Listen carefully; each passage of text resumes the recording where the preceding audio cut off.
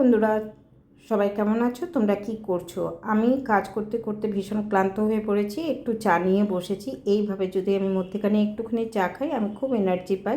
তবে এটা চা প্রেমীরাই খাবে, যারা চা পছন্দ করে না নিশ্চয়ই খাবে না। আর আমি চা কী দিয়ে খাচ্ছি তোমাদেরকে দেখাচ্ছি, এই যে কোটেড বাদাম দিয়ে খাচ্ছি। তো ঠিক আছে বন্ধুরা, আমার তো রান্না চলতেই হবে, কন্টিনিউ রান্না করতে হবে। কেন কি, কাজগুলো তো সারতে হবে। চলো, তোমাদের জন্য আজকে নতুন একটা রেসিপি এনেছি। এটা গেস করো কিসের সবজি। তোমরা নিশ্চয়ই গেস করতে পারবে না, তোমরা বলবে লাউ বা চাল কুমড়ো। না, লাউ আর চাল কুমড়ো কোনোটাই না। চলো, কেটে ধুয়ে রেখেছি, সেটা আমি দেখাচ্ছি। এবারও গেস করতে পারোনি। এই সবজিটা অনেকেরই পরিচিত সবজি, যাকে বলে কোয়াশ। চলো দেখিয়ে দিই। এখন সব জায়গায় পাওয়া যায়, অনেক জায়গায় পাওয়া যায়, এখন সব সবজি সব জায়গায় পাওয়া যায়। আমি যেরকম বললাম, আমি কেটে ধুয়ে রেখেছি। এবার একটা কড়াইতে আমি সর্ষের তেল দিয়ে গোটা জিরে, গোটা শুকনো লঙ্কা আর তেজপাতা ফোড়ন দিয়েছি। যখন হয়ে গেছে পুরো সবজিটা, আমি কাটা সবজিটা দিয়ে দিলাম। এবার একটু নাড়াচাড়া করব। এখন ফ্লেমটা হাই ফ্লেমেই আছে। এই সবজিটার নেচের লাউ বা চাল কুমড়ার থেকে অনেকটা আলাদা। এটা কিন্তু ভীষণ শক্ত, অনেকটা টাইম নেয়। রান্নাটা যত শর্টে তোমরা দেখছো, তত শর্টে হয়নি, অনেকটা সময় নিয়েছে। এবার নুন দিয়ে একটু নাড়াচাড়া করে আমাকে ঢেকে রাখতে হবে। এই সবজিটা পুরো শুকনো শুকনো হবে, গরম ভাতের সাথে বেশ ভালো লাগবে, আর রুটি পরোটার সাথেও ভালো লাগবে। কেন, এর নেচারটাও কিন্তু একটু মিষ্টি মিষ্টি টাইপের হয়, বেশ ভালো। আমি ঢাকা দিয়ে রেখে দিলাম।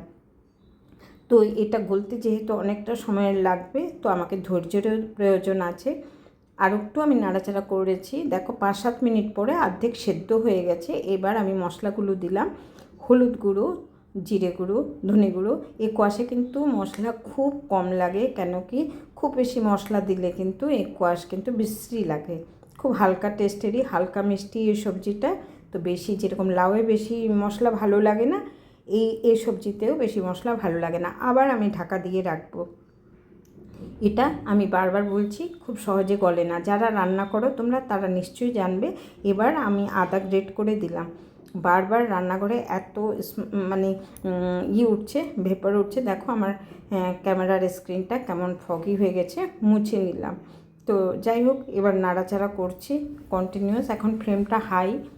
আর এবার সামান্য আমি জল দিয়েছি, নাহলে হবে না, ভালো মতো গলবে না। ভেবেছিলাম জল দেব না, কিন্তু দিতে বাধ্য হলাম। তো এবার দেখো হয়ে এসেছে, নাড়াচাড়া করতে করতে শুকিয়ে গেছে। লাস্টে আমি একটু বাদাম দিয়ে দিলাম আর একটু ধনে পাতা দিয়ে দিলাম। সব রকমই রান্না করা যায়, তোমরা বাদামের পরিবর্তে মটরশুঁটি দিতে পারো, কিন্তু এখন তো মটরশুঁটি নেই।